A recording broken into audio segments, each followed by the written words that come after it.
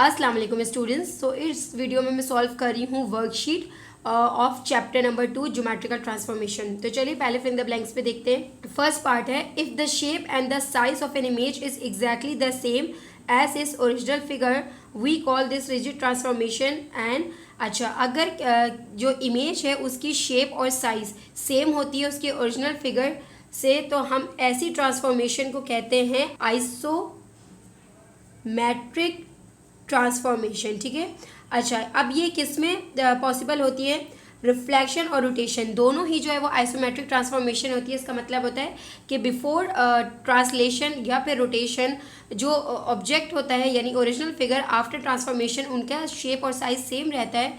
बस क्या होता है कि रिफ्लेक्शन के अकॉर्डिंग वो मिरर इफेक्ट देती हैं और रोटेशन के अकॉर्डिंग वो रोटेट करती है फिगर।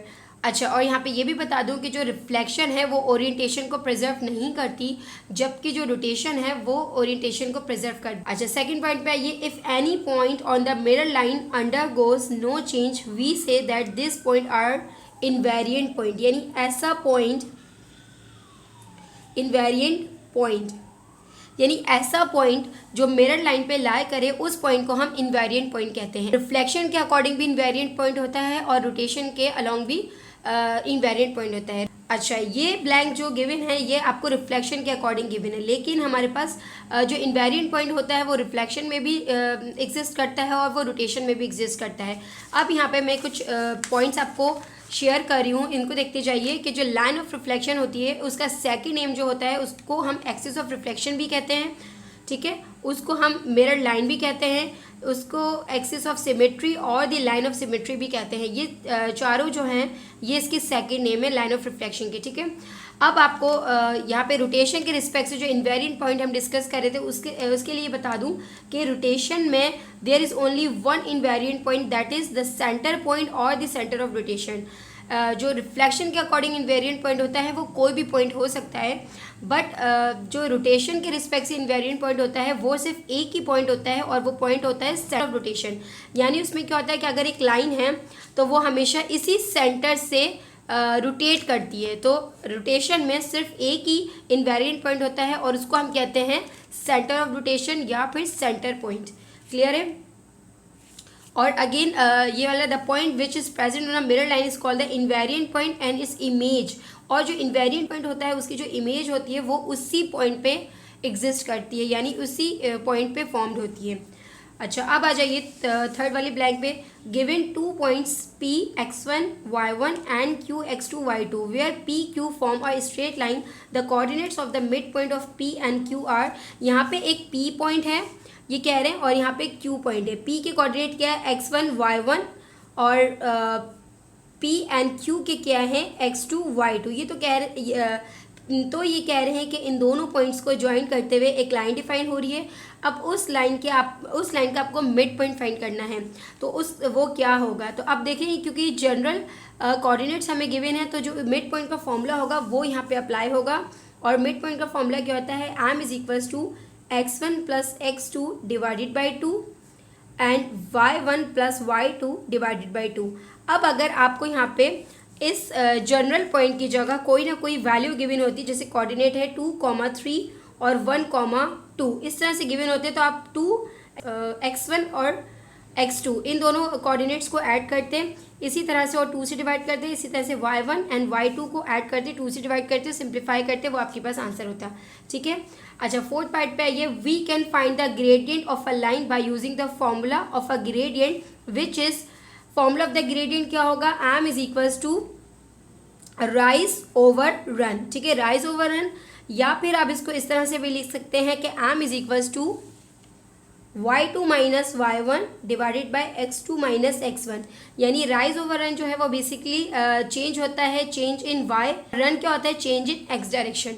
अब फिफ्थ पार्ट पे कह रहे हैं a dash rotation represent a clockwise rotation. अगर लाइन जो है वो रोटेट करती है एंटी क्लॉकवाइज डायरेक्शन में तो उसका जो एंगल होता है वो पॉजिटिव होता है या उसकी डायरेक्शन पॉजिटिव होती है, बट अगर वो क्लॉकवाइज में मूव करता है तो उसकी डायरेक्शन जो है वो नेगेटिव होती है। Dash rotation represent a clockwise rotation. A negative rotation, तो यहाँ पे आएगा नेगेटिव रोटेशन जो है वो रिप्रेजेंट करती है क्लॉकवाइज रोटेशन को। ठीक है।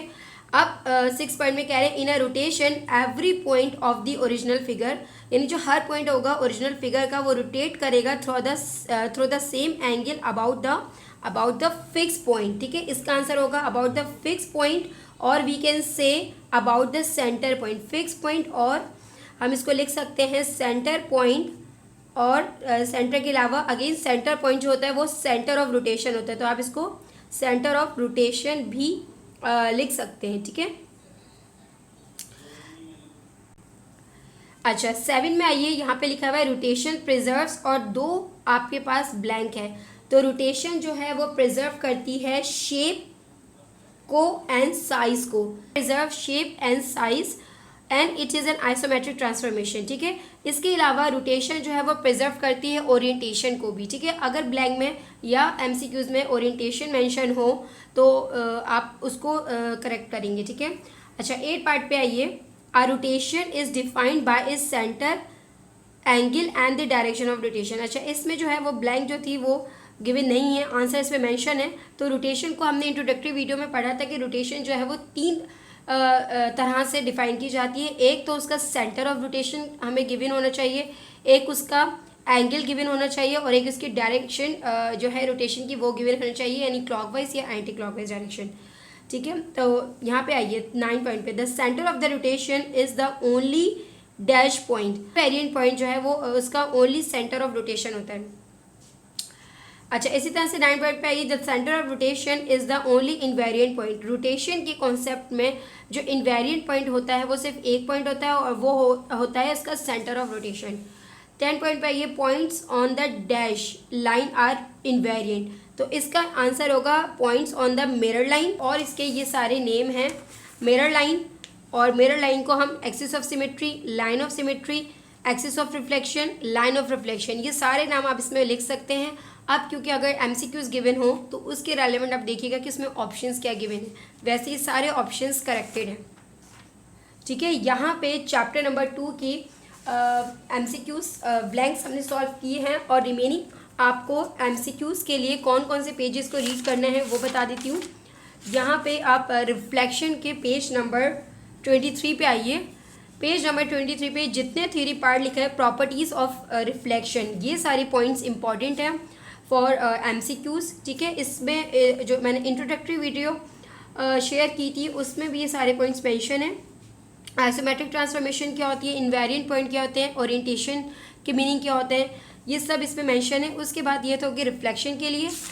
अब आप आइए रोटेशन के लिए। रोटेशन के लिए आपको इस वाले पेज पे जो पॉइंट्स गिवन हैं, जिसमें isometric transformation, again centre of rotation क्या होता है, इन्वेरिएंट पॉइंट, और इस तरह से एंगल की ट्रांसफॉर्मेशन, इस तरह से एंगल अगर रोटेट कर रहे हैं इनकी ट्रांसफॉर्मेशन, ये आपको पता होनी चाहिए। ठीक है, इसको भी रीड कर लीजिएगा। और summary point most important points हैं, इन्हीं में से मोस्टली एमसीक्यूज बन रहे होते हैं। रिफ्लेक्शन की डेफिनेशन क्या होती है और रोटेशन की डेफिनेशन क्या होती है, इसको एक नज़र देख लेंगे तो एमसीक्यूज पार्ट यानी आपका ऑब्जेक्टिव पार्ट जो होगा उसको सॉल्व करने में आपको हेल्प मिलेगी। और ये जो मैंने रूल्स ऑफ रोटेशन आपको लिखवाए थे, ये वाले रूल्स ऑफ रोटेशन भी पॉसिबल हैं कि आ सकते हैं। इसमें क्या होगा कि आपको अगर ये कोऑर्डिनेट्स गिवन हैं एमसीक्यूज में, आपको ये कोऑर्डिनेट्स गिवन हो सकते हैं और कहा जा सकता है कि आप इसको 90 डिग्री के अलॉन्ग रिफ्लेक्ट करवाएं तो उसकी इमेज कहाँ के कोऑर्डिनेट्स पे फॉर्म होगी। तो आप इस तरह से उसको ट्रांसफॉर्म करके इसके कोऑर्डिनेट्स फाइंड कर सकते हैं। तो इसको भी एक नज़र देख लीजिएगा, चाहे तो उसका स्क्रीनशॉट ले लें।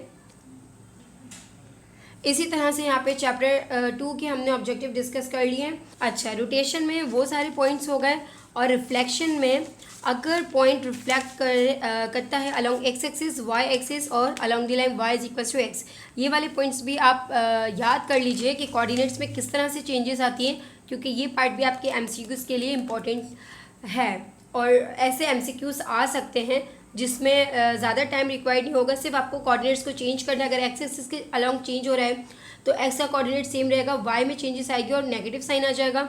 ठीक है, अगर पॉजिटिव है तो नेगेटिव में चेंज होगा, नेगेटिव है तो पॉजिटिव में चेंज हो जाएगा।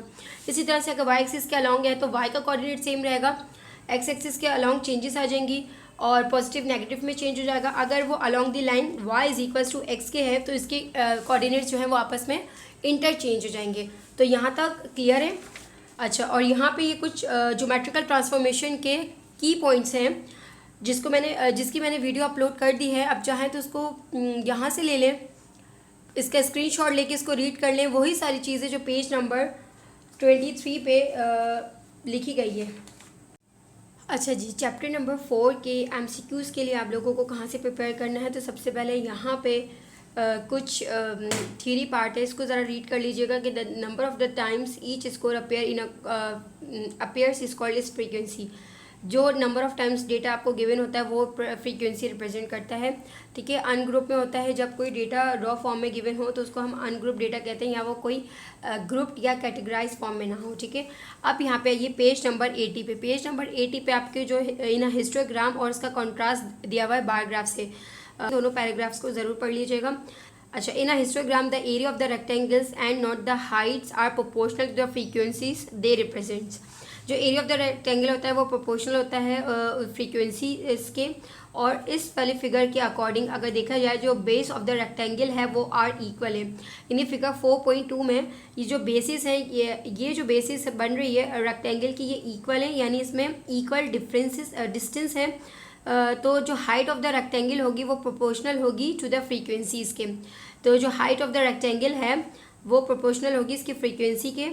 ठीक है, इसी तरह से सेकंड वाले पैराग्राफ में है, इसमें लिखा है in contrast to a bar graph. अब बार ग्राफ और हिस्टोग्राम में क्या डिफरेंस है, तो आप देखिए हिस्टोग्राम के जो ये जो बार्स बने हुए हैं या जिसको हम रेक्टेंगल्स कहते हैं जो बने हुए हैं, ये जो है क्लोजली कनेक्टेड हैं एक दूसरे से। जबकि बार ग्राफ में क्या होता है, इस तरह का इस तरह से ग्राफ बनता है कि बार्स में डिस्टेंस होता है। ठीक है, और हिस्टोग्राम में जो है वो कोई डिस्टेंस नहीं होता है, ये क्लोजली कनेक्टेड होते हैं एक दूसरे से। अब इस पे आई पैराग्राफ है in contrast to a bar graph there are no spaces between the rectangles in a histogram. Histogram में जो रेक्टेंगल्स होते हैं उसमें कोई स्पेस नहीं होता। Another important difference is that while the categorize on the horizontal axis in a bar graph can be arranged in any order। Bar graph में जो हॉरिजॉन्टल एक्सिस पे हम डेटा लेते हैं उसको हम किसी भी तरह से अरेंज कर सकते हैं, उसके लिए कोई स्पेसिफिक ऑर्डर मैटर नहीं करता, उसमें ना कोई ऑर्डर हम फॉलो नहीं करते। Whereas the horizontal axis in a histogram is a number line where the values have to be arranged in a certain order। whereas जो हिस्टोग्राम में हॉरिजॉन्टल एक्सिस होती है उसमें उसको हम एक ख़ास ऑर्डर के रिस्पेक्ट से अरेंज करते हैं। ठीक है, एक तो ये चीज़ हो गई। अच्छा, इस वाले फिगर को भी ज़रूर देख लीजिएगा कि किस तरह से आप रॉ फॉर्म ऑफ डेटा से इस डॉट डायग्राम को कंस्ट्रक्ट करते हैं। ये प्रीवियसली हमने डिस्कस किया था, फर्स्ट टर्म में हमने ये पढ़ चुके हैं कि किस तरह से डॉट डायग्राम कंस्ट्रक्ट होती है using the raw form of data. और अगर टेबल में आपके पास डेटा गिवन हो तो भी हम ये कैसे कंस्ट्रक्ट करते हैं, चाहे तो उसको थोड़ा सा रिकैप ले लीजिएगा। इसके अलावा पेज नंबर 84 पे और इस पूरी चैप्टर में जहाँ पे अटेंशन पॉइंट्स, की पॉइंट्स, इस तरह से टैग्स के साथ कुछ इन्फॉर्मेशन गिवन होती है, इनको भी ज़रूर रीड कर लीजिएगा, क्योंकि ये मोस्टली ऐसा होता है कि इसी में से MCQs बना के आपको दे दिए जाते हैं। तो ये एडवांटेज और डिसएडवांटेज है हिस्टोग्राम के, तो इसको भी ज़रूर रीड कर लीजिएगा। और सेकंड, इसी तरह से लास्ट समरी पेज पे आइए, यहाँ पे गिवन है कि in a histogram the area of the rectangle, same जो हमने स्टार्टिंग के पेज पे पढ़ा था वो है कि जो इसकी हाइट ऑफ द रेक्टेंगल है वो प्रोपोर्शनल होती है फ्रीक्वेंसीज़ के। ठीक है, ये वाला पॉइंट ज़रूर रीड कर लीजिएगा। ये वाला पॉइंट जो है ये हमारे पास नहीं है, फ्रीक्वेंसी पॉलीगन हमारे सिलेबस का पार्ट अभी नहीं था। और जो लास्ट थर्ड पार्ट है कि समरी पॉइंट्स हर चैप्टर के और उसके फॉर्मूला जो है आपको अच्छी तरह से याद करना है, क्योंकि इसी में से आपके MCQs बनते हैं। Chapter number 3 which is volume and the surface area of the pyramid, इसकी आपके MCQs हैं, इसको देख लेते हैं। द फर्स्ट पार्ट पे क्या है, the real life example of pyramid can be found in obviously Giza and the Egypt. Second, in pyramid, one of the faces must be polygonal base, rectangular face and the circular face। तो obviously एक face जो होता है उसका polygonal base होता है और remaining जो फेस होते हैं वो उसके लेटरल साइड पर प्रेजेंट होते हैं, जिनको हम ट्राइंगुलर फेसेस भी कहते हैं। ठीक इसी तरह से यहाँ पे देख लीजिए कि पिरामिड्स के बेस साइड पे जो है ये पॉलीगोनल बेस होती है। पॉलीगोनल बेस की मीनिंग होते हैं पॉलीगोनल बेस के मीनिंग होते हैं, जैसे poly means many and gone means sides. तो ऐसी बेस जिसमें ऐसी फिगर कंटेन कर रही हो जिसके मोर देन 3 साइड्स हो तो वो पॉलीगोनल बेस कहलाती है, ठीक है। तो यानी पॉलीगोनल बेस में more than 3 sides containing figures, तो सबसे पहले 3 और 3 से ज़्यादा, तो 3 कंटेनिंग फिगर जो है वो ट्राइंगल होती है। 4 साइडेड कंटेनिंग फिगर क्वाड्रिलेटरल होती है जिसमें स्क्वायर, रेक्टेंगल, पैरेललोग्राम। इसी तरह से 5 साइडेड कंटेनिंग फिगर होती है पेंटागन, फिर हेक्सागन, हेप्टागन। इस तरह से इसकी बेसिस कुछ भी हो सकती हैं, ठीक है। यहाँ पे पॉलीगोनल बेस आ गया। सेकंड पार्ट पे, थर्ड पे आइए, the corner point of the pyramid is known as vertices. Vertices is the corner point of the pyramids. अब आइए, the pyramids, in pyramids vertex where all the slant faces meet is called. अच्छा, pyramid में वो vertex बताए, उस vertex को हम क्या कहेंगे जहाँ पे सारी स्लैंटेड फेसेस मीट करेंगे, एपेक्स, ठीक है, where all the slant faces meet. अच्छा, in square pyramid apex is dash above the centre of the base. अच्छा, इन स्क्वायर पिरामिड में एपेक्स जो होता है वो directly above the centre of the base होता है। अब डायरेक्टली वर्ड यूज़ नहीं है तो दैट मीन्स के vertically above the centre of the base. अच्छा, इसी तरह से 6 पार्ट पे आइए, in dash pyramid apex is vertically above the centre of the base. तो इन राइट पिरामिड में जो एपेक्स होता है वो डायरेक्टली अबव होता है सेंटर ऑफ द बेस की, ठीक है। इसी तरह अब आइए 7 पे, right pyramid with the regular polygonal base is known as the regular pyramid, ठीक है। अच्छा, रेगुलर पिरामिड वो पिरामिड होता है जिसमें रेगुलर पॉलीगोनल बेस होती है। रेगुलर पॉलीगोनल बेस का मतलब है कि जो बेस में जो भी फिगर होगी उसकी जो साइड्स होंगी वो सारी इक्वल होंगी। The dash height of the pyramid is the perpendicular distance from the apex to the base of the pyramid. जो परपेंडिकुलर डिस्टेंस होता है, अच्छा, जो परपेंडिकुलर डिस्टेंस होता है from the apex to the base of the pyramid वो आपको height of the pyramid देती है। तो यहाँ पे हाइट होगा, यहाँ पे हाइट का ऑप्शन ही है, यानी परपेंडिकुलर हाइट ये आपको देती है हाइट ऑफ द पिरामिड। और इस हाइट के रिस्पेक्ट से, इस हाइट की हेल्प से आप volume of the pyramid find करते हैं। वेयर एज वो लाइन जो एपेक्स से स्टार्ट होके और मिड पॉइंट पे टच करी हो एजिस को, वो हाइट जो होती है वो आपके पास स्लैंटेड हाइट होती है और उस हाइट को आप यूज़ करते हैं for finding the surface area of the pyramid. यहाँ पे मैंने मेंशन कर दिया, वॉल्यूम के लिए आप जो हाइट यूज़ करते हो वो नॉर्मल हाइट होती है जो कि परपेंडिकुलर हाइट होती है, और सरफेस एरिया के लिए जो हम यूज़ करते हैं वो स्लैंटेड हाइट होती है, ठीक है। इसी तरह से अगर स्लैंटेड हाइट आपको गिवन होगी तो आपको पता होना चाहिए कि वहाँ पे सरफेस एरिया वाला फॉर्मूला लगेगा। 9 वाले पार्ट पे आइए, the dash height of the pyramid is the distance from the apex to the mid point of an edge to the base. तो ये होगा आपके पास स्लैंटेड हाइट, स्लैंट हाइट। अच्छा, लास्ट पार्ट पे आइए, calculate the volume of the triangular pyramid with the base area of 25 centimetre square and a height of 8 centimetre. इसी तरह से आपको वॉल्यूम ऑफ द पिरामिड जो है वो बराबर होता है volume is equal to 1/3 base area multiply by height. अब आपको बेस एरिया गिवन है और हाइट गिवन है, आप इन दोनों को मल्टीप्लाई करके 3 से डिवाइड कर दे तो आपके पास वॉल्यूम ऑफ पिरामिड आ जाएगा जो कि बराबर होगा 66.66, और ये जो डेसिमल पार्ट है वो ये वाला फ्रैक्शन शो कर रहा होगा, ठीक है। ओके, थर्ड चैप्टर के लिए आपको जो एमसीक्यूज की प्रिपरेशन करनी है तो ऑब्वियसली आपको यहाँ पे इस चैप्टर को रीड करना होगा, और यहाँ पे जो टाइप्स ऑफ पिरामिड्स हैं ये आपको पता होना चाहिए कि टाइप्स ऑफ पिरामिड्स जो हैं वो डिपेंड करती हैं उसकी बेस पे। जैसी बेस होगी वैसी ही उसकी टाइप्स फॉर्म्ड होगी, यानी अगर उसकी बेस में ट्राइंगल फॉर्म हो रहा है तो वो ट्राइंगुलर पिरामिड होगी। अगर पेंटागोनल यानी 5 साइडेड फिगर इसकी बेस में है तो इसको पेंटागोनल पिरामिड कहेंगे। इसी तरह से स्क्वायर होगा तो हेक्सागोनल। ये सारे पार्ट्स को एक दफ़ा गो थ्रू कर लीजिएगा। यहाँ पे इसकी डेफिनेशन में ये बताया गया है कि पॉलीगोनल बेस की क्या मीनिंग है, स्लैंटेड फेसेस क्या होते हैं, वर्टिसेस क्या हैं, एपेक्स क्या हैं, ये पूरे पेज यहाँ से। इसके बाद यहाँ पे टेट्राहेड्रॉन के बारे में जो है वो यहाँ पे बताया हुआ है। इन्फॉर्मेशन ये रीड कर लीजिएगा, अटेंशन पॉइंट्स। इन्फॉर्मेशन जो है रेगुलर पिरामिड्स अगर होते हैं तो वो क्यों उसको रेगुलर पिरामिड्स कहते हैं वो पढ़ लीजिएगा। इस तरह से ये 7th क्लास का कॉन्सेप्ट है रेगुलर पॉलीगॉन का, इसको भी एक दफ़ा रीड कर लीजिएगा। और नेक्स्ट पेज पे आइए, पिरामिड्स के डिफरेंट यहाँ पे डिफरेंट कंपोनेंट्स ऑफ पिरामिड्स बताए हुए हैं, इसको भी देख लीजिएगा। और अगेन वॉल्यूम ऑफ पिरामिड्स जो cross area of the cross section multiply height, volume of prism से किस तरह से वॉल्यूम ऑफ पिरामिड्स फॉर्म हुआ है, यहाँ से इस पेज से आप यहाँ तक रीड कर लीजिएगा। फिर यहाँ पे जो की पॉइंट्स हैं, ठीक है, इनको देख लीजिएगा कि यहाँ पे भी कुछ अटेंशन पॉइंट्स गिवन है, इसको रीड कर लीजिएगा।